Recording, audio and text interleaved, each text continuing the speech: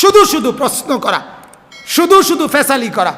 এখন আপনার ওই দিন এক লোক আমার মাহফিলে জিজ্ঞাসা করতেছে যে হুজুর ইমামের পিছনে সূরা ফাতিহা পড়তে হবে নি? আমি বললাম না, পড়তে হবে না। উনি বলছে হুজুর এটার দলিল? দলিল আমি আনিসুর রহমান। কথা বোঝেন নাই? দলিল কি? আনিসুর রহমান দলিল। হ্যাঁ এটাই দলিল। কেন আমি দলিল হব না? যদি আমি দলিল না হই আপনি আমার জিজ্ঞাসা করলেন কেন? কথা বলেন না কেন? আমার কাছে কোরআন হাদিসের এলেম নাই, এটা যদি আপনার আস্থায় থাকে তাহলে আপনি আমার জিজ্ঞাসা কেন? কথা বলেন না কেন? আর যদি আস্থা থাকে যে উনি একজন আলেম, কথা বোঝেন নাই, ওনার কথার উপর তাহলে আস্থা নাই কেন? আপনি কোন দিন কোন ডাক্তাররে জিজ্ঞাসেন যে ডাক্তার সাহেব প্যারাসিটামল যে দিলেন দলিল? কথা বলেন না কেন? দলিল প্যারাসিটামল যে দিলেন এটা কোন কিতাবে লিখছে যে জ্বর যদি 102 হয় তাহলে নাফা এক্সটেন্ড দিতে হয়? এটা একটু দেখাইলে ভালো হয়। কি ধরেন এটা দিব? ডাক্তারে না, ডাক্তার গিয়া দৌড়ে বনি তো ভদ্রলোক যে কম্পাউন্ডার যেতে তে দৌড়ে নিবে একটা দৌড়ের লগে মালাই বাঙ্গরা না একটা ঠিক গিয়া নিয়ে নবীনগর হেফারে নদী তুলে দিব। যা তুই, তোর মতো রুগীরও দরকার নাই, আমরা ডাক্তারের তোরে প্রেসক্রিপশনেরও দরকার নেই, তুই নিজে চাই ওষুধ খাইয়ে এলো। ঠিক কি না বলেন? তুমি খাইয়ে এলো ওষুধ। তাইলে প্রথম আপনাকে আমি পরে বললাম আর কি ওই মুরব্বীরে মাঝ বয়সী লোককে বুঝাইলাম যে প্রথম কথা হইল আপনি নিশ্চিত হইতে হবে উনি আলেম কিনা। কথা বুঝেন নাই কথা? আর যদি নিশ্চিত হয়ে থাকেন আলেম কিনা তাইলে আপনি এর উপরে নির্ভর করেন। যদি ওই আলেম মিথ্যা ফতোয়া দেয়, ভুল তথ্য আপনাকে সরবরাহ করে, নবী সাল্লাল্লাহু আলাইহি সাল্লাম স্পষ্ট হাদিসের মধ্যে আছে, আল্লাহর নবী বলছে মান আফতা বিগাইরি ইলমিন কানা ইসমুহু আলা মান আফতাহু। এইটা মাথায় রেখেই আমরা কথা বলি। নবীজি বলে রাখছে, ও আমার উম্মত শোনো, যে ব্যক্তি এলেম ছাড়া মানুষকে ফতোয়া দেয়, সিদ্ধান্ত দেয়, মতামত দেয়, ওই আমলকারীদের কোনো গুনাহ যদি হয়, ভুল তথ্যের কারণে পাপ যদি হয়, সমস্ত গুনাহ ওই ফতোয়াদাতার কাঁধে বর্তাবে। তাহলে আমি তো এটা দায়ভার নিয়েই আমি বললাম। কথা বোঝেন নাই? আমি এটার আগে দায়ভার নিছি কিনা বলেন না? যে যদি আপনাকে আমি ভুল তথ্য দিয়ে থাকি, যদি আপনাকে আমি মিসগাইড করে থাকি, তাইলে আপনার আমলের ভুল আমলের গুনাহ কার উপরে? আমার উপরে। এটা যে আলেম জানে না সে ফতোয়া দিবে কেন? সে সিদ্ধান্ত দিবে কেন? আল্লাহ তাআলা আমাদেরকে বুঝার তৌফিক দান করুক। আমার বাপ, আমি অনুরোধ করছি এই সূরা বনী ইসরাইলের এই শব্দ থেকে আমি আপনাদেরকে সবক দিলাম। কোনোভাবেই প্রত্যেক কথায় কথায় বারবার প্রশ্ন করা এটা না, বরং আস্থা রাখা, নির্ভর করা, হক্কানি আলেম তার উপরে নির্ভর করা এটা উচিত। বলে হক্কানি আলেম, নির্ভরযোগ্য আলেম কোথায় পাবো? আল্লাহর কসম, পুরা বাজারের মধ্যে, এত বড় বাজারে আপনার যা যা জরুরত এটা মিলবার জন্য, কিনবার জন্য আপনি যদি নির্ভরযোগ্য লোক পেয়ে থাকেন, তাইলে যদি মাছ দোকানদার নির্ভরযোগ্য থাকে, যদি চাল দোকানদার নির্ভরযোগ্য থাকে, যদি গোস্ত বেচুন না নির্ভরযোগ্য থাকে, যদি চুল কাটাইন না নির্ভরযোগ্য থাকে, তাহলে আলেম কেন নির্ভরযোগ্য থাকবে না? এটা কেমন কথা হইল? কথা বলেন না কেন? এটা বেইনসাফি কথা না? আল্লাহ তাআলা বললেন ফাসআলু আহলা যিকরি, জাননেওয়ালা, জিকিরওয়ালা ওলামাদের থেকে তোমরা জেনে নাও। আর আমনে কইলেন এরম নাই, তো তুমি কার কথার উপরে আপত্তিটা করলে? আপনি কথা বুঝেন নাই? আল্লাহ বলছে তোমরা যেগুলো জানো না সেগুলো তোমরা জাননেওয়ালা আহলে জিকির, আহলে ইলম, ওনাদের কাছ থেকে জেনে নাও। আপনি বললেন এরম জানুন না লোক নাই, তাইলে আপনি কার কথার উপরে অনাস্থা পেশ করলেন? আল্লাহর কথার উপরে। ঠিক কি না বলেন না কেন? আল্লাহ বললেন তুমি আলেম থেকে জেনে নাও, আপনি বললেন এরম হুজুর এখন আর নাই, তাহলে কারে বললেন? এটা কারে বললেন? কর না কেন? তাইলে এটা ঠিক হইল? কথা বলেন, এই কাজটা ঠিক হইল? কোরআনে আছে, আল্লাহ তাআলা বলছেন সূরা তাওবার মধ্যে আছে, আকুনু মা'আস সাদিকিন, আমার নেক বান্দাদের সাথে তোমরা থাকো। আচ্ছা, এটা আবু বকরের জামানায় তো আল্লাহ বলছে, সাহাবীদের জামানা, এখনকার জন্য এই হুকুম থাকবে নি? এখন আপনি যদি বলেন কই বালা মানুষ কই, কথা বলেন না, কি এর অনেক আছে বলে না, ওর হতো না, কে আরে বালা মানুষ নাই নাই না, বালা মানুষ না, কেন আমনি বালা মানুষ? আরে বাপরে, আপনার বালার লাগে একটা আদন যাইতেছে না, আপনার বালা বাইয়া বাইয়া ফুর্তি আছে, আপনি ভালো মানুষ, আর কোনো কি নাই, ভালো মানুষ নাই। অথচ দেখা যাবে যিনি বলতেছে ভালো মানুষ নাই, ভালো মানুষ ঠিকই আছে, শুধুমাত্র আমনের মতো বদ আখলাকওয়ালা লোক আর নাই। কথা বুঝছেন কিনা বলেন? আপনি চা দোকানে বসে গপ মারার মজলিসে বিড়ি খাইতে খাইতে, সিগারেট খাইতে খাইতে, আপনি টেলিভিশন দেখতে দেখতে আপনি বলতেছেন ভালো মানুষ নাই।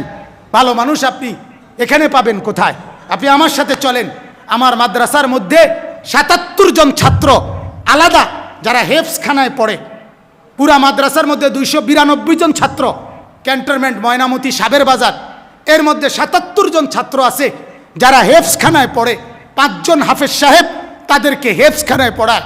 আল্লাহর কসম, রাতের 4টা বাজে, রাত গভীরের ওই অন্ধকারে আপনি গিয়ে যান, দেখবেন রাত গভীরে 4টা বাজে আমার হাফেজ সাহেবরা ৭৭ জন ছাত্রকে নিয়ে আল্লাহর কোরআন পড়তেছে। কসম খোদার, এরা জমিনের ভালো মানুষ, এরা জমিনের কি? গোটা মহল্লাবাসী যখন ঘুমায়, 40 বছরের দামরা, যার বছরে কোনোদিন সকাল 6টার 5:50 ফজরের নামাজও যার উঠার তৌফিক হয় না, 50 বছরের 30 বছরের তাগরা জওয়ান, অথচ ওই জানুয়ারে কোনোদিন ফজরের নামাজে ওঠে না। এদের মহল্লার ভিতরে, এই সমাজের ভিতরে 8 বছরের বাচ্চা, 10 বছরের বাচ্চা হেফজখানার ভিতরে আল্লাহর কোরআন নিয়া রাতের গভীরে কনকনে শীত আর ঠান্ডার মধ্যে, ঠান্ডা পানির মধ্যে ওযু করে ওরা যখন আল্লাহর কোরআন নিয়ে বসে, ওরাই তো সমাজের সর্বশ্রেষ্ঠ মানুষ। তুমি ভালো মানুষ দেখো না কেন? কেন ভালো মানুষ দেখো না? কে বলছে ভালো মানুষ নাই? কে বলছে ভালো মানুষ নেই? ভালো মানুষ আছে, নেককার আছে, ঠিক কিনা বলেন না? নেককার আছে, যেহেতু আল্লাহ বলছে নেককারদের সাথে থাকো, তো না থাকলে আল্লাহ তাআলা এই কথা বলতে। জমিনে নাই যে জিনিস আল্লাহ আমাকে বলছে ওইটা গ্রহণ করো, এটা তো আল্লাহর উপরে এমন কথা চাপায় দেওয়া, যেটা যে আল্লাহ যেন অযৌক্তিক জুলুমের কথা বলতেছে, ঠিক কিনা বলে? নাউজুবিল্লাহ। অথচ আল্লাহ পাক রব্বুল আলামিন নিজে বলছেন, ইন্নাল্লাহা লা ইয়াযলিমু মিসকালা যাররাহ, আমি আল্লাহ 1 জাররা জুলুম করি না। আল্লাহ কি করে না? বলেন না। অতএব প্রিয় বন্ধু, বাবা, ভাই, জওয়ান, বুড়ো, প্রত্যেকের কাছে অনুরোধ, কোনো না কোনো জীবিত, জীবন্ত হক্কানি আলেমের হাতে, সোহবতে, সংস্পর্শে নিজের জীবনকে সমর্পণ করো। তাইলে বাপ ভালো হবে, দুনিয়া সুন্দর হবে, আখিরাত সুন্দর হবে।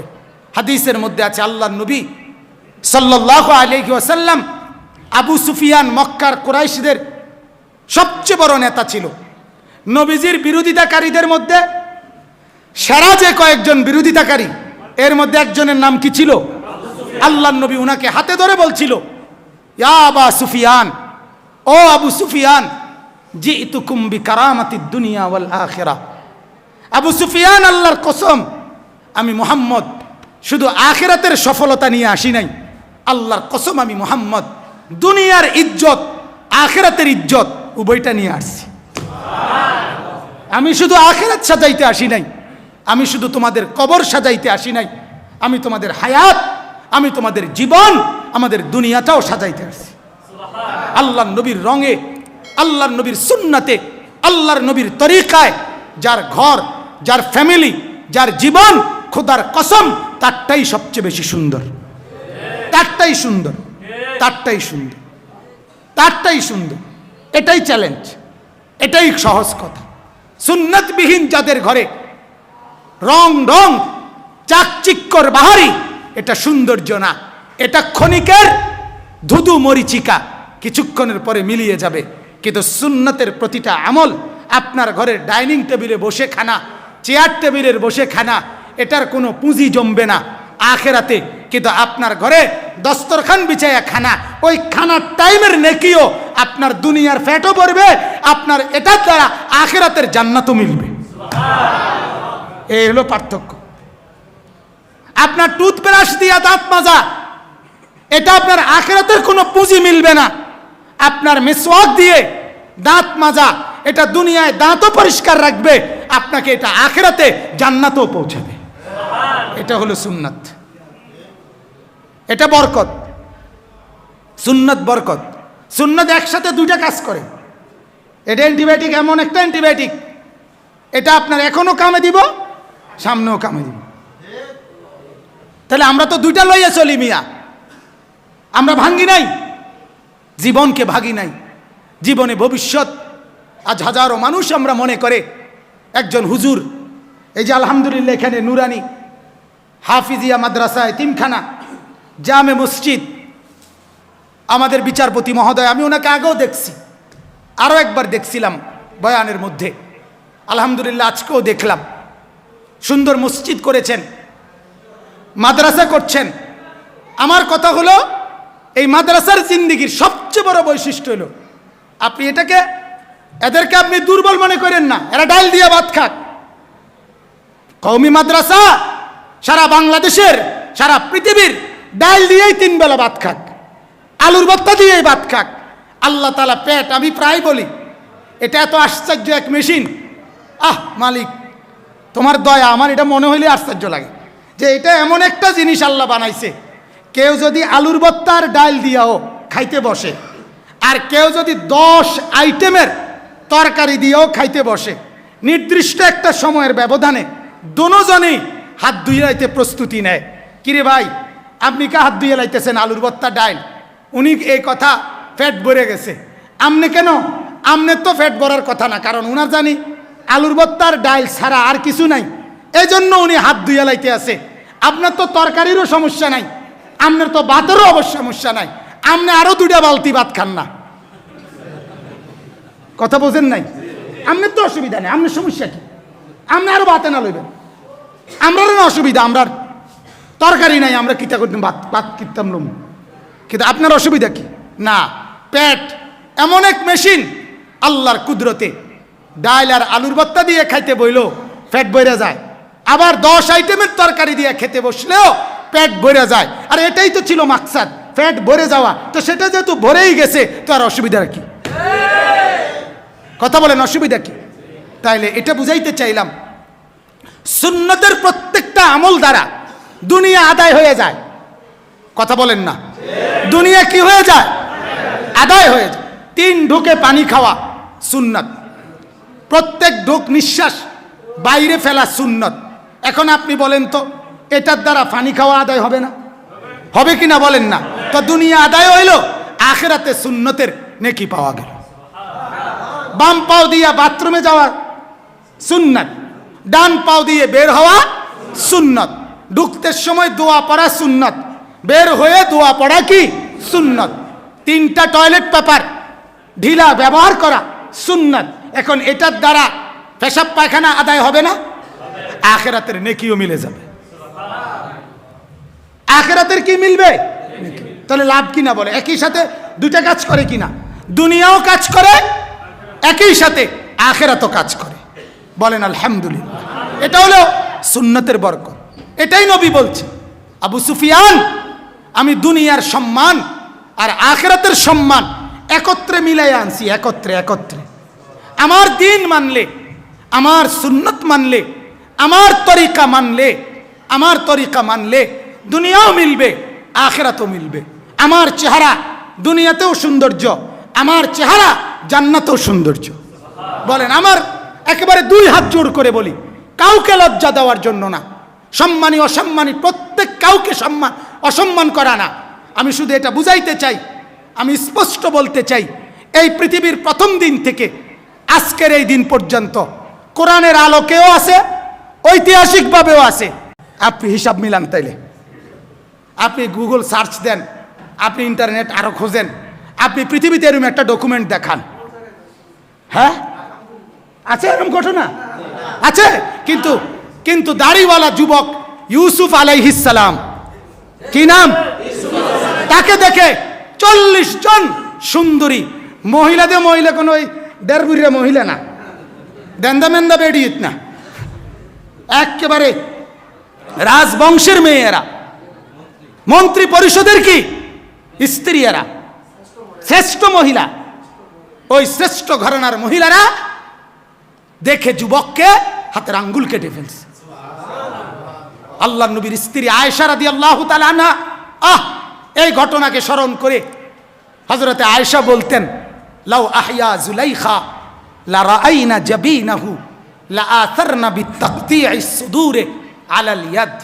আয়েশা রাদিয়াল্লাহু তাআলা আনহা বলতেন, ও দুনিয়ার মানুষ, তোমরা তো শুনেছ ইউসুফকে দেখে জুলাইখা এবং ওই 40 জন নারীর ঘটনা, যেই 40 জন নারী ইউসুফকে দেখে হাতের আঙ্গুল কেটে ফেলছিল। হযরত আয়েশা বলেন, ওরা যদি আমার স্বামী, আমার নবী মুহাম্মদুর রাসূলুল্লাহ সাল্লাল্লাহু আলাইহি সাল্লামের শুধু কপালটা একটাবার দেখতো, হযরত আয়েশা বলেন কসম, ওরা হাতের আঙ্গুল না, ওদের কলিজাটা কাইটা ফেলত। যে ইউসুফ যদি এত সুন্দর হয়, আমার স্বামী কেমন সুন্দর, আল্লাহর নবী কেমন সুন্দর, রাসূলুল্লাহ সাল্লাল্লাহু আলাইহি সাল্লাম কেমন সুন্দর, সুবহানাল্লাহ। এক সাহাবীকে জিজ্ঞেস করছে, ও সাহাবী, আপনি বলেন তো নবী কেমন সুন্দর ছিল? উনি বলেন, তিনি এমন সুন্দর যার প্রতি অঙ্গ আলাদা করে দেখলে শ্রেষ্ঠ সুন্দর, একত্রে দেখলেও শ্রেষ্ঠ সুন্দর। আরেকজনকে বলছে, আপনি কোন তো নবী কেমন ছিল? তিনি বলছেন, তিনি এমন সুন্দর যাকে একবার দেখলে আবার দেখতে মন চায়, দ্বিতীয়বার দেখলে প্রথমবারের চাইতে আরো সুন্দর মনে হয়, তৃতীয়বার দেখলে দ্বিতীয়বারের চাইতে আরো সুন্দর মনে হয়। এমন সুন্দর বন্ধু যাকে একবার নয় লক্ষবার দেখলেও আরো নতুন নতুন সুন্দরী মনে হয়।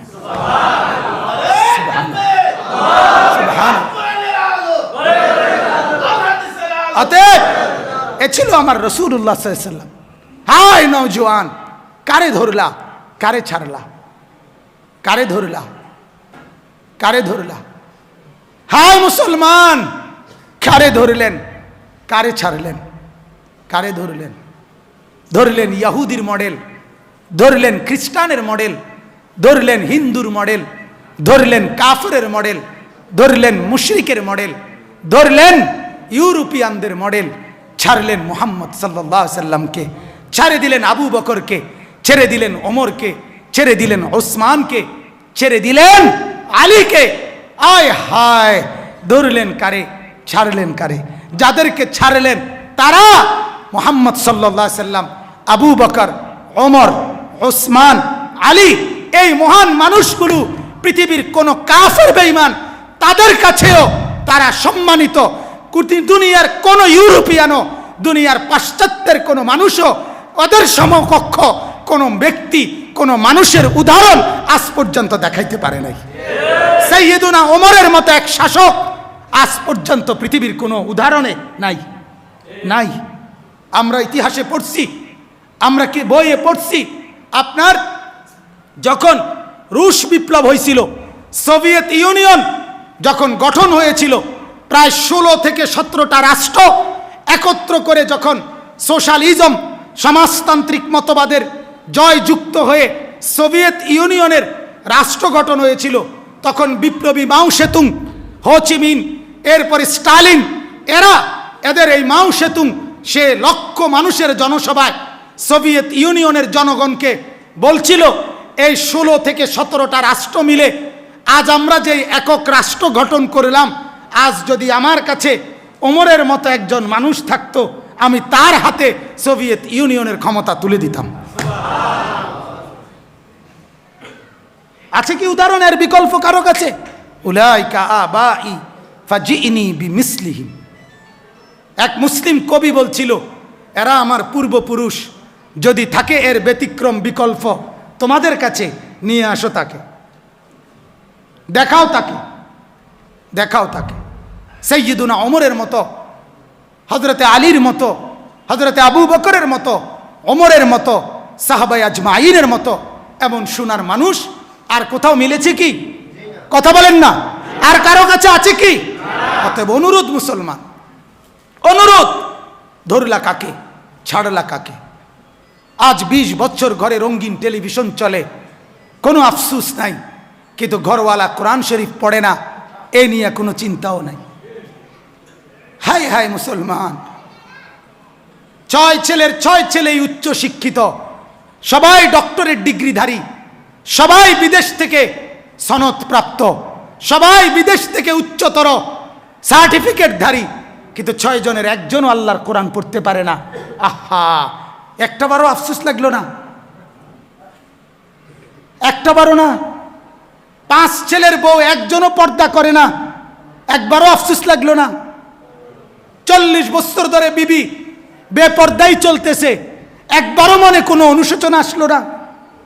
হায় হায়, ইয়ালামুনা যাহিরাম মিনাল হায়াতিদ দুনিয়া ওয়া হুম আনিল আখিরাতি হুম গাফিলুন।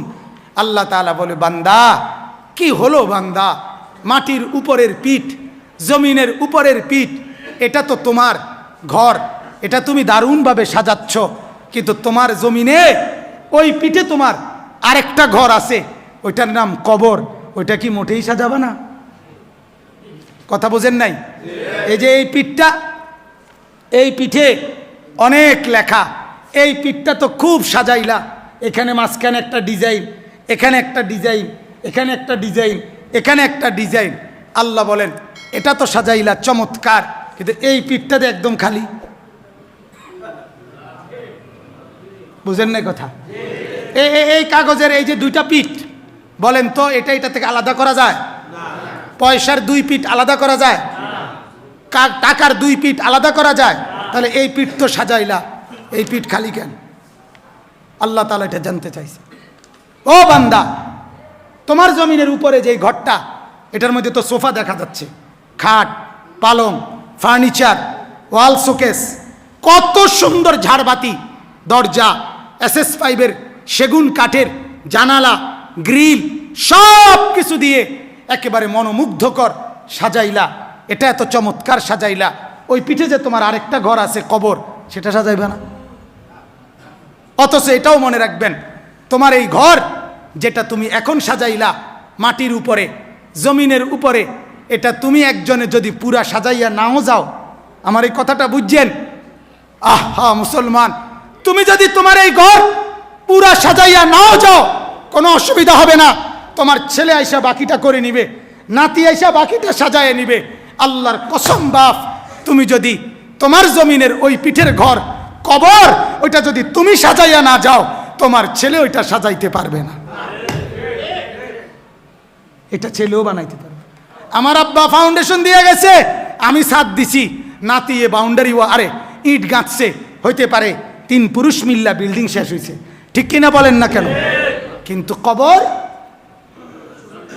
আমারটা আমার, কবর কারটা কার? আমারটা আমার।